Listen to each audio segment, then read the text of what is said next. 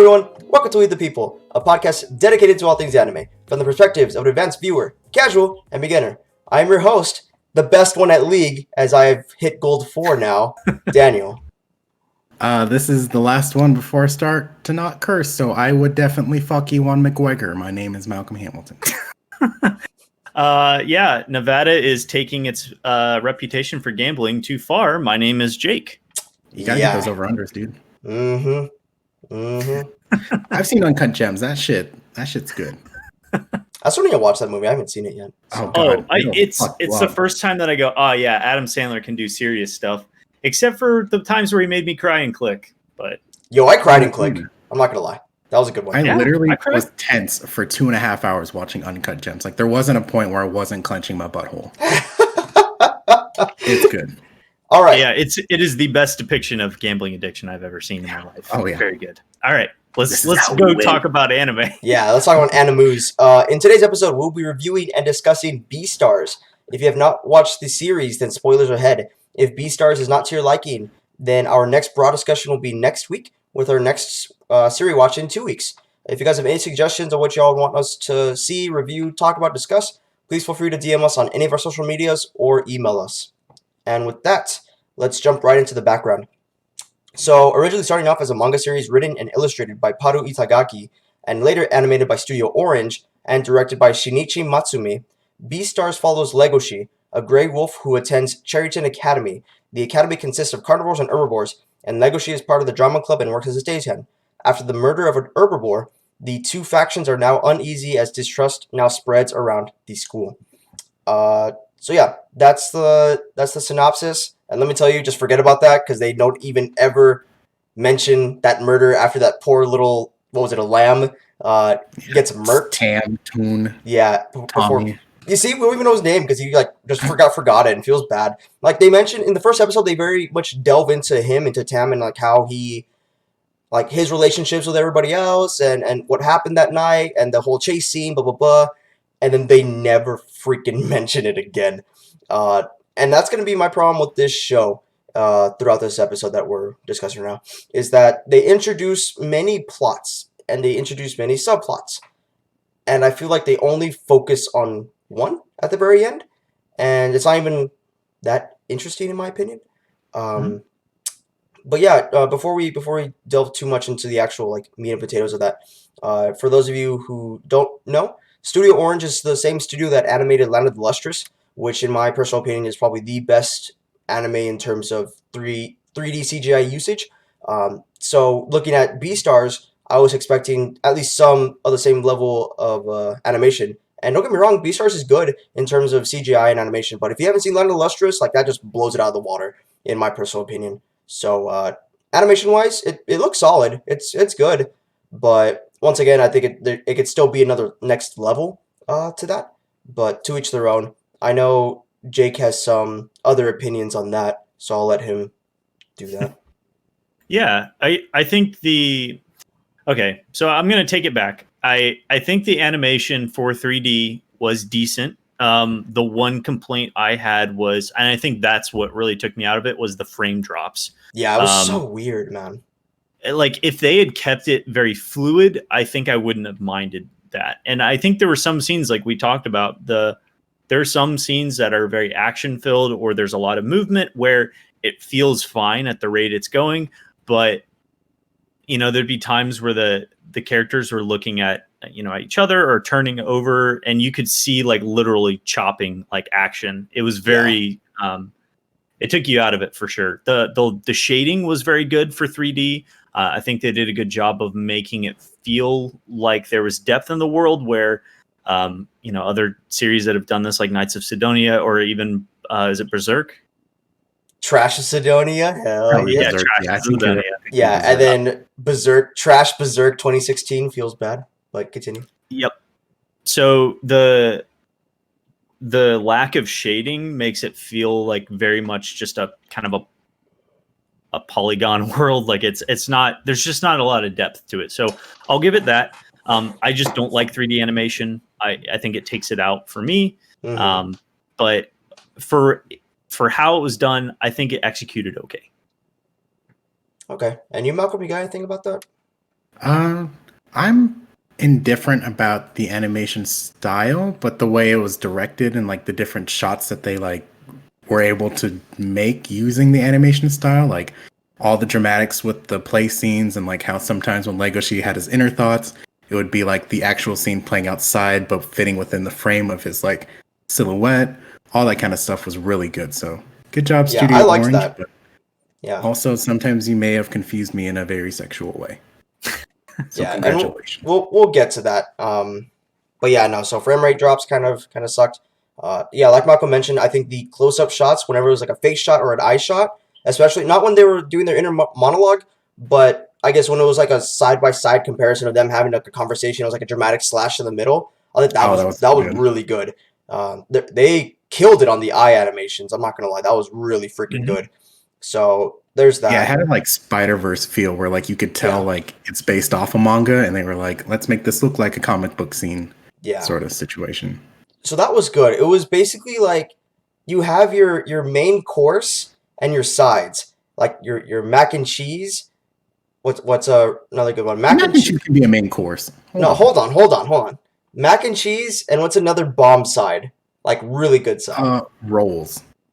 Chicken Express rolls. Shout out to Chicken Express. Shout out to Chicken Express. Chicken E. I haven't had you in like 4 years. Yeah. Oh my god, I miss you. I was gonna say Hoover's okra and tomatoes. Oh, that is also very good. Yeah, I like potato salad. That's like my secondary. So let's say for argument's sake, so mac and cheese and your rolls, right? So those two are like bomb. They do amazing. They do well. Even the drink is good. The sweet tea is bomb. But then you actually get to the meal. Let's say it's like a burger or whatever, and it just sucks. That's what I feel like this show is. It's the bells and the whistles are all really good, but the tree is super ugly. Like my god. So what I mean by that is, once again, going back to what we were talking about before, they introduced this murder plot. All right, and in my opinion, that's what I knew about this show going into it. Like before I even heard anything, that's what I knew. And I was like, oh, badass. So, like, they're going to try to figure out this, and this. And on the side, they're going to have, like, this conversation about herbivores and carnivores trying to coexist with each other peacefully. And then on the side of that, maybe, like a romance, whatever. That's it. That was what I was going into with this. Yeah, no. Like, screw me and my ideas. I didn't direct this. I didn't write this, so. But basically, turn what I said and flip it over. And then that's what you had. So it was like the romance plot was like the number one thing that they always wanted to talk about. The coexistence was still secondary, and they did a good job on that, I will say. The coexistence part between herbivores and carnivores, multiple conflicts, multiple resolutions between those two factions, I think was really well done. But then the murder, this poor lamb, bro, like this guy just gets forgotten. I hope that never happened. Like if that was to happen to me, I hope Malcolm and Jake would always remember me and like mention me. And not just be like, oh, remember that one dude? No? Oh, okay, me neither. No, it's going to happen like when we play Among Us where 3 people will die and they'll only talk about 2 bodies and I'm sitting over there dead like, did anyone see me? Will anyone avenge me? Anyone? No, not a goddamn person. Fuck all of you. My favorite is when I killed Malcolm we were playing last night. I killed Malcolm and I was like, oh no, Malcolm's dead also. You fucker. Oh man, and I won. So anyway. But yeah, so that's my opinion mostly on the show, and I'm just gonna keep repeating that. There was good moments in the show, and I'm gonna let Malcolm and Jake more take over on their part, and I'll just add into that. But for the most part, that's basically what I'm just gonna keep saying over and over again. And I was telling these two that basically by the time I got to episode 12, normally I write like a bunch of stuff for each episode in our show notes so I can go back to them, refresh, and whatever. You can definitely tell I just really wasn't into the show. I had maybe 1 or 2 lines per episode. At episode 12, I had nothing. I was like, I just want the show to be over. So that's just my thing. I have a little plots or little side bits here and there, but yeah, I'm glad these two go for it. To wrap the bow up on your little metaphor, it's like they gave you 2 gallons of mac and cheese, the dough to make the roll, and a picture of a cheeseburger, and that was. You like this? Is this is good enough? You like this? Yeah. You like the idea of a cheeseburger. You can see it. You're not going to get it, though. When you order like a new PS5 off eBay, but you only get the picture of what they posted on eBay, it feels bad, Matt. Rough. So let's talk about the things that we liked first, Malcolm. At least for me, there were a couple things that I liked. I did like the depth of character development in the show. At times it felt somewhat juvenile, but you got to remember that these are kids in high school. Like there's a lot kind of going on there that, you know, it doesn't seem mature, but it's like, yeah, that kind of fits the age. Yeah. I'll say I also liked the kind of the dynamics of the carnivores and herbivores after the murder. Like everyone's on edge, like people aren't trusting each other, but there are kind of these leaders in each group that are trying to kind of keep things together while still acknowledging their differences.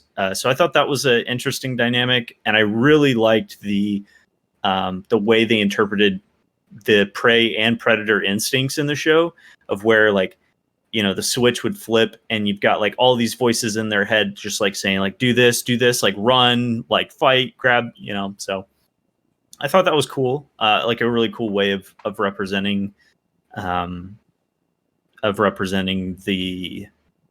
kind of the intensity that these animals would feel being around each other. Yeah, I think they did a really good job not only expressing that but also animating that as well. I think whenever, especially when Legoshi would like have a scent or something, mostly it was like the scent of Haru, and then like you would see like the actual scent go and like fucking like dopamine like fucking wrap around his brain, and but I think it was really good in terms of how they did and executed that animation. So I do agree with that. That was pretty good. Yeah. I think the part that everyone's going to be kind of like unsure of or like less comfortable with is the whole like sexuality side of this show. It definitely caught me off guard. I was not expecting that end of episode 2. I don't think anybody was. Oh, no. But it was interesting because it caught me off guard, and it was definitely shocking. And I was like, oh no, like here we go. This is what we signed up for. Yeah. And while it was still like uncomfortable and different, I would like to acknowledge that we have anthropomorphized like human sexuality on animals before in classic movie hits like The Lion King, the B movie, the B movie. So like it definitely exists and happens. How about Shrek 2, where donkey and dragon had kids? Yeah, true.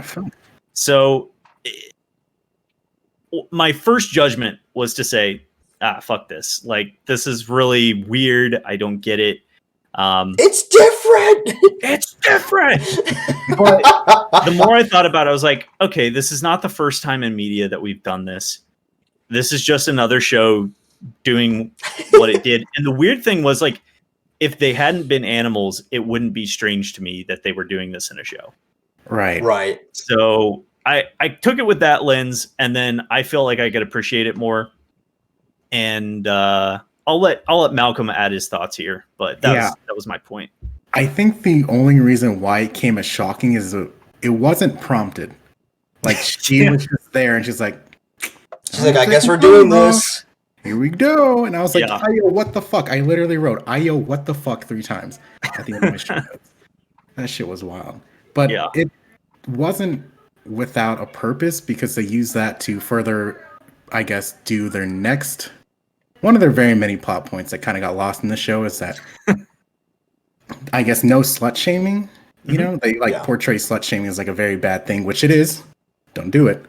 But that also explains why she's like alone all the time and why she's so secluded and why everyone doesn't want to talk to her.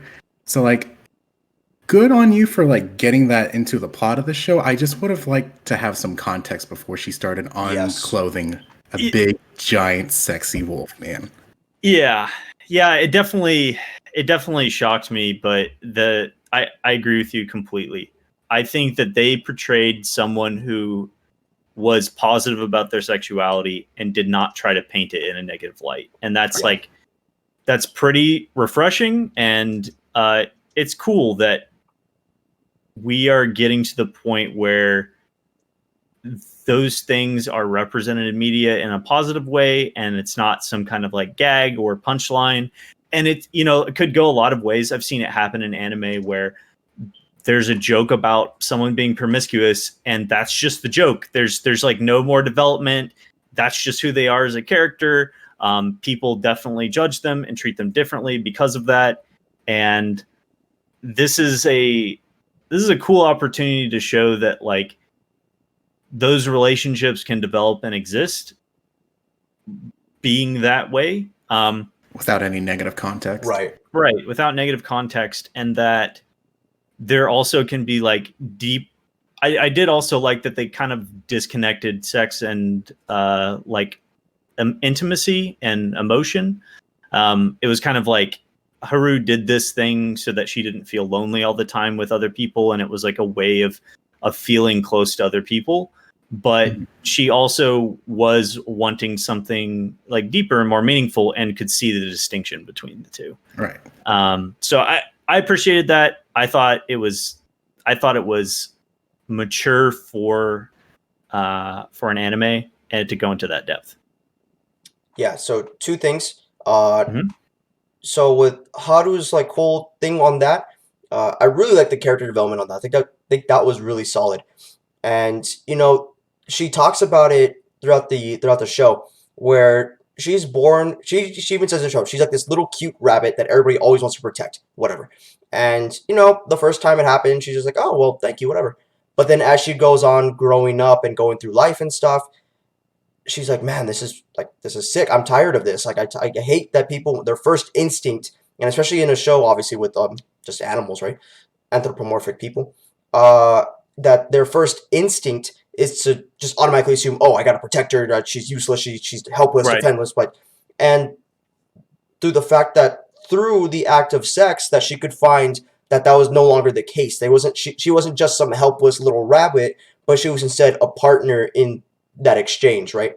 Right. Yeah. There was like parity there. People they came at like kind of an equal ground to just experience and act together. That was a really good point. And I really appreciated that.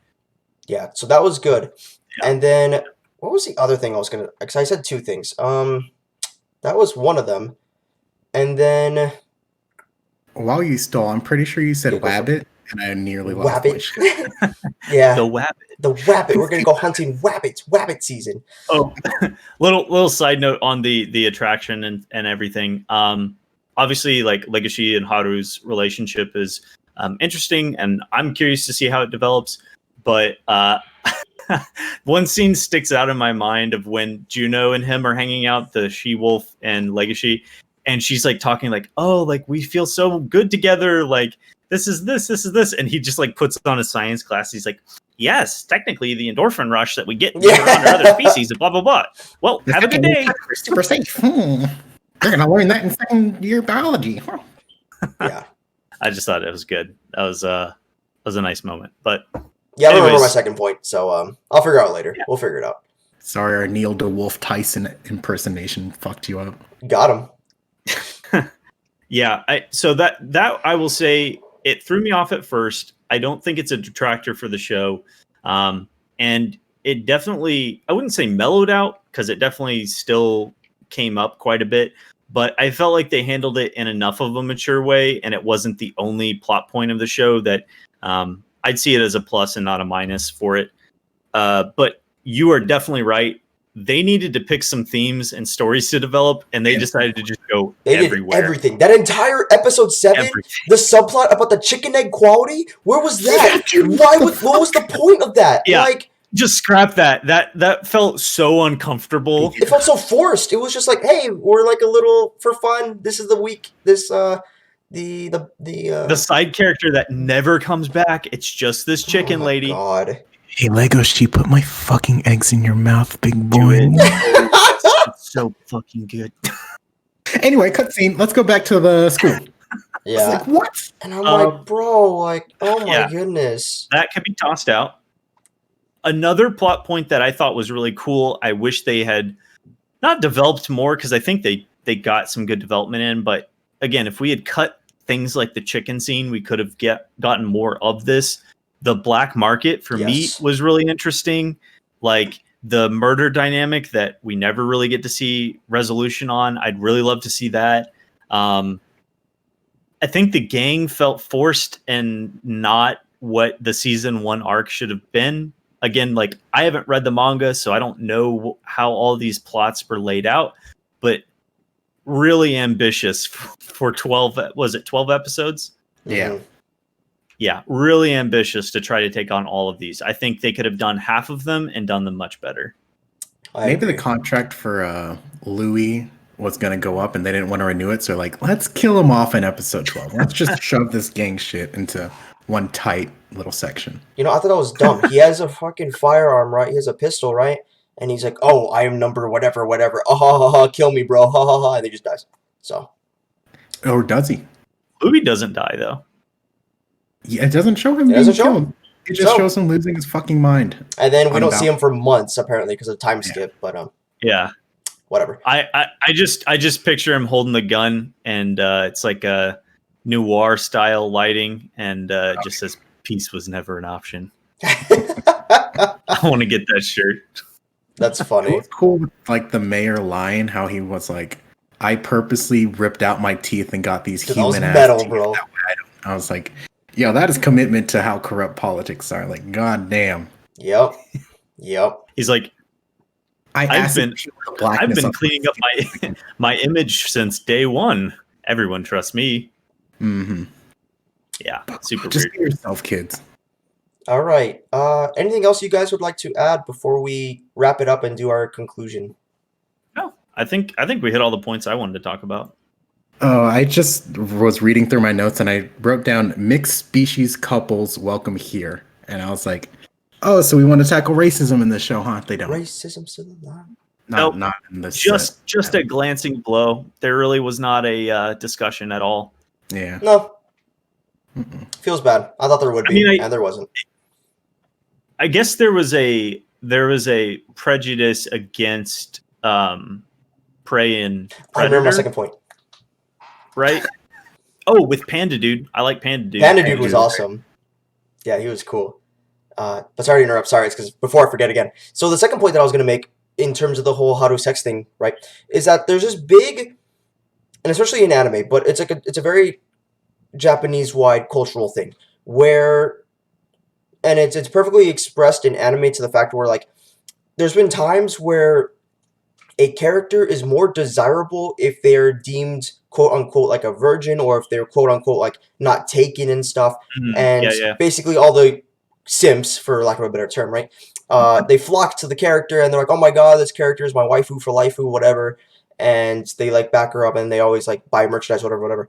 But then the second that character hooks up with another Tarnish. character, boom, or they just go tanking down the drains in ratings. They go tank down the drains in like in I guess wantability or whatever. So that's really interesting that they decided to do this in this anime where it's like, hey, like just so you know, from right off the get go, this girl has been with other people before. She slept Yep. with other people. Blah blah blah blah blah.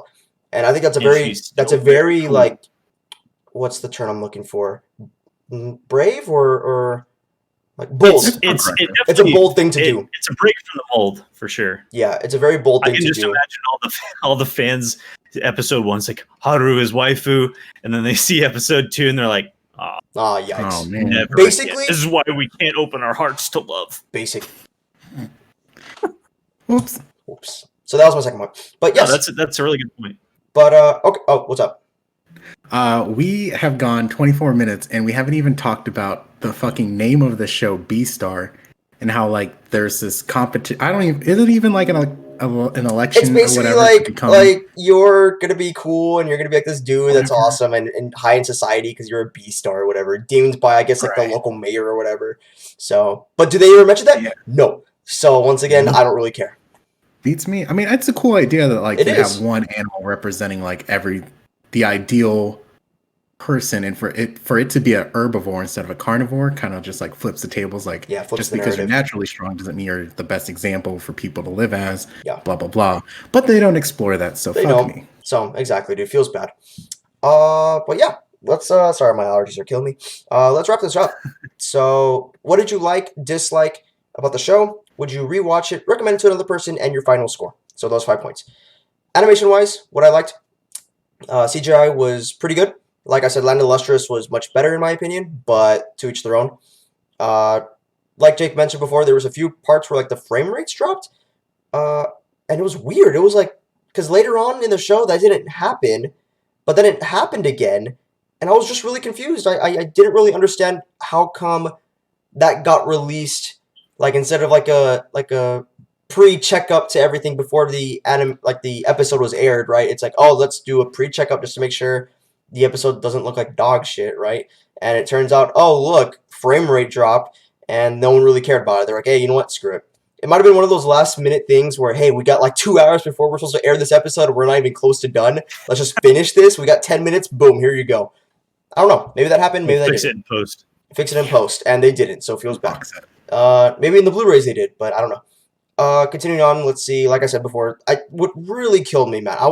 I'm a huge murder mystery kind of guy. I love watching that. I love trying to figure out plots, story plots to that stuff. Who killed who? Why was their motive? What's their MO and stuff. Astro Lost in Space. Astro Lost in. Oh my god, great show. But this show was like, hey, that idea, no. So yeah, they whatever. And then they switched the narrative. We talked about it in depth to, in my opinion, I think it was not necessarily what they talked about, but how they talked about it and how they went about discussing or the romance between Legoshi and Haru, right? I think there could have been different ways of doing that because, like Malcolm said, there was just like no context ever. Like it was weird, and you know, I think the interesting parts were the take between if coexistence is possible between herbivores and carnivores, whatever. I think that was really cool. I think that was well done. But yeah, the story kind of just deterred from the bigger narrative of the murder plot, the black market stuff, all these really cool concepts. And it's like, hey, let's see if a wolf can do with a rabbit. And I was like, okay, well, whatever. Here's the magazine of rabbit porn. Rabbit porn. Okay, Here yeah. you go. I forgot about that. Oh my god. Oh no, I did too. Oh, and then yeah, so then all these subplots, right? We mentioned the dumbass chicken story. That was weird. That was dumb. Waste of my time. But then they mentioned this really cool subplot with the black market where, you know, Legoshi's having this internal conflict between whether or not he should actually like take this like meat from the dude with the finger, which I thought was metal. I think that was pretty cool. Or like even involve himself with this black market, or does he just try to go back to being like to hold it in? And then the eagle dude, which I don't even know his name, they didn't even bother mentioning him after that. It was cool that Legoshi wasn't the only other carnivore along the same thought line. And I thought that could have been a really cool. I thought he was going to show up more after that episode. I thought he was going to be mentioned more. Maybe them hanging out, maybe them tackling stuff together, blah, blah, blah. No, they just dropped him, bro. It was just like, I don't know. There were so many cool things with this show that could have been done better, better executed. Like Jake said before, maybe if they cut about like half of these plots off, focus on the other half, that's it. This show would have been really good. And they did not. So this show is mediocre. So yeah, that's that. And then oh well, that's that for that part. I'm sorry. So this final part, this final part addressing the elephant in the room, right? This is a disclaimer.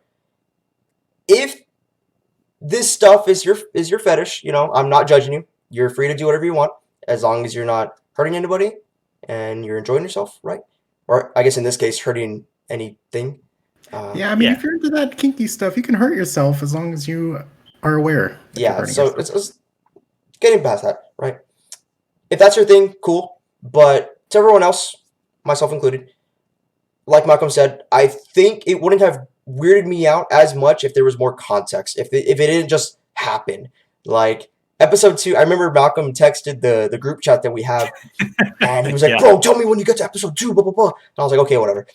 I get to the Lord's work for y'all. I get to episode 2, and it just happened. It wasn't like this build up. And literally, Haru was like, "Well, I guess I'm doing with the carnivore for my first time, but you know what? Let's just do it, all right." And then and you know they keep doing this. They keep having her like stripped down, and maybe it's just fan service, you know. And you know what? Maybe Netflix has seen the results, and maybe Beastars is just like #1 and watched for anime, and they're like, you know what? For all you normies out there, get out of here. We don't care about you because the rest of these guys are making us money.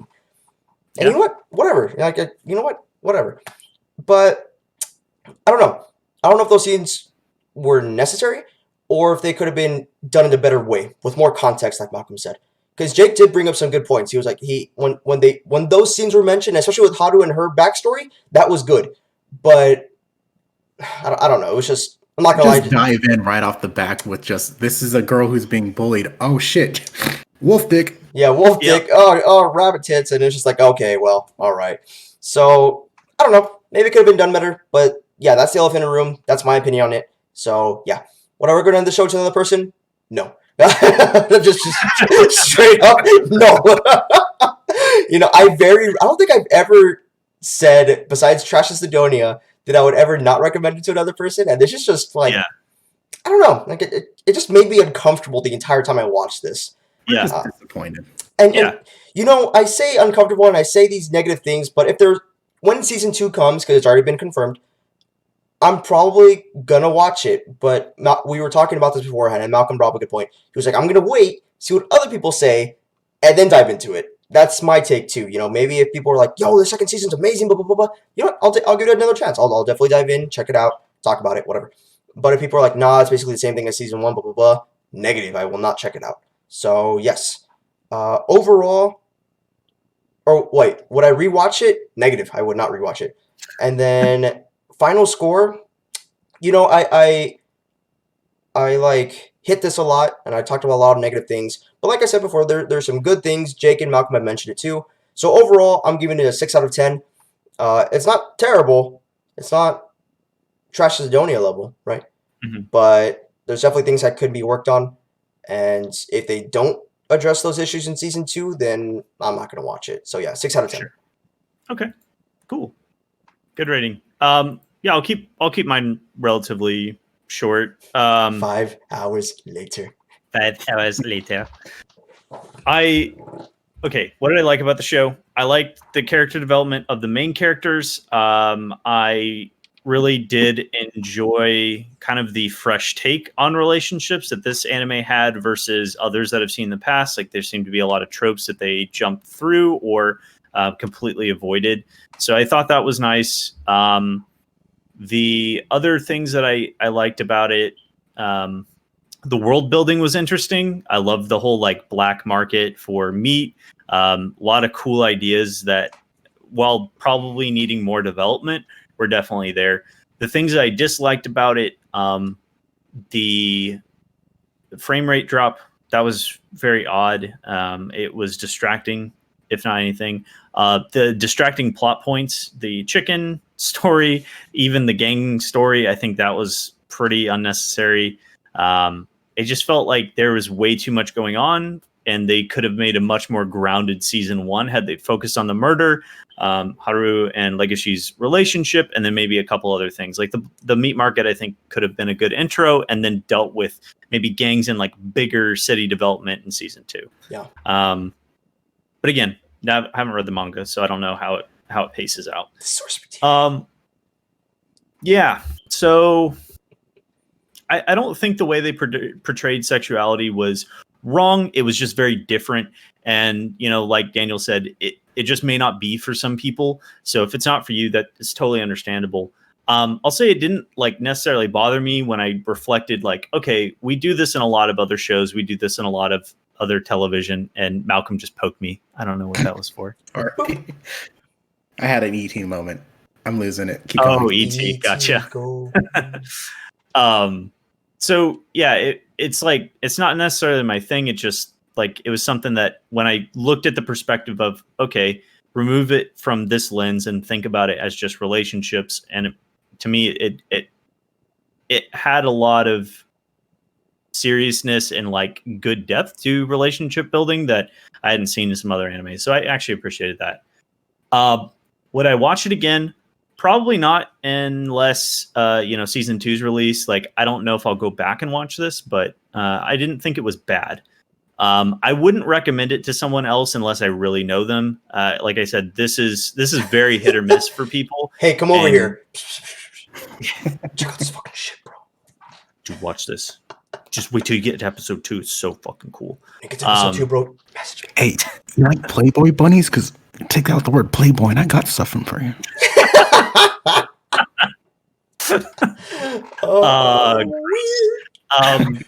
So Yeah, I wouldn't necessarily recommend it to someone if someone I know is like Here's some comfortable rabbit.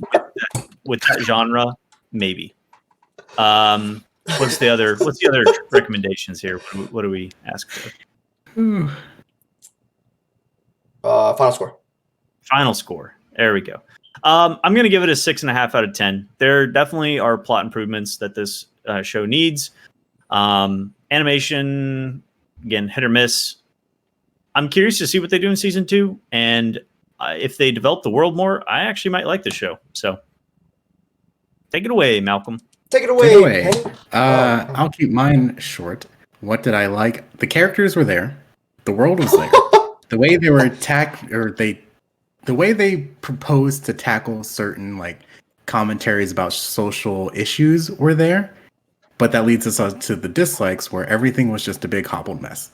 It had a lot of potential, got the Netflix syndrome, and then just fucking scattershot it to see which one stuck, and it didn't. None of it stuck. Would I rewatch it? No. Would I recommend it to another person? No. Waiting with bated breath. All right. Well, yeah, like Daniel was saying earlier. Blast it out on Twitter. Hey, I'll boost the fuck out of Beastars if people are just like my Playboy Bunny joke that I made earlier. Like Daniel said, I wouldn't watch season 2 unless I knew what every single episode was going to tackle. Like if they focus on, I'll be generous, 3 things in 12 episodes, just 3 main plots, I'll give it a go. But the second they even touch 3.4, like, oh, I am still in love with you, Haru, but I wish you were not a white dwarf bunny. I'm gonna be like, fuck no, a mountain goat. No, we're out of That's that. all I wanted. I'll go back to Gilmore Girls. Fuck this.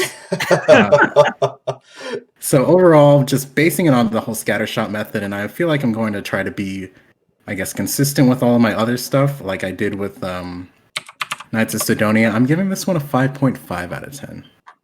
All right. Yeah. Nice. Only a point spread. That's pretty That's pretty not bad. consistent for us. Yeah, that's not bad. And normally I am not the one that's most generous, so I like that we're changing our flavors and dynamics. For episode 100, we're gonna have 100. a subjective tier system on how we're gonna rate these things. Yeah, we really should. Spoiler alert. Oh my goodness. But yeah, anything you guys would like to add before we finish up this episode? Bill is a fucking roided out Chad, and he was such a good addition to. That was a lion, right? Tiger. Oh, the tiger. Sorry. Tiger? Hey, Legoshi, I'm gonna fucking rip your skin on stage and drink your blood. Hey, homeless man, let me eat your fucking finger. Yeah, he was wild. Yeah. And then, like, when they went to the city again, he was like, "Hey, bro, what's going on, man?" Like, he didn't even think. It was like, yeah, man, I was like totally porking this like other lion, dude. You have sex yet? You have sex? Also, No. I can still taste your blood. No, it's you little virgin. I know. In a fucking subway, he's like, "What's up, virgin? You gonna choke him that foot long?" Oh my god. Well, Get me out of here. that wraps up this episode. We would like to thank Joachim Carew for the use of his music in our podcast. The intro is Dreams and the outro is Lowrider. Links to his contact info will be in our show notes. If you guys if you enjoyed listening to us, please make sure to rate us on iTunes, Spotify, Google Play, or wherever you listen to podcasts. If video format is more of your thing, then make sure to check out and subscribe to our YouTube channel, and make sure to like every single one of our videos and comment, because we'd like to talk to y'all. Yes, that YouTube channel, Weeb the People Podcast. Check out our website, weebthepeople.com. Make sure to follow our Twitter handle at weeb_the_people. Facebook page, Weeb the People, an anime podcast. And finally, our Instagram, Weeb the People Podcast. And if you guys have any questions whatsoever, please feel free to DM us on any of those social medias or email us at weebthepeoplepodcast@gmail.com. Thank you guys so much for listening. I'm your Jungle God Gold 4 host, Daniel. Oh, that's been such a wild year. I didn't mean to just outright say I would fuck you. I would take you to Subway first. You can get your favorite foot long, and I'll even buy the cookies afterwards. My name's Malcolm. No funny outro. Just drinking in the joys of 2020. My name is Jake. Going into episode 100, very good, Jake, huh? I know. Yep, He's saving yep. up. I'm He's saving saving all up my his ammo. juices for the episode. Yeah, he's saving up his ammo. This has been Weeb the People, and you all have a great evening.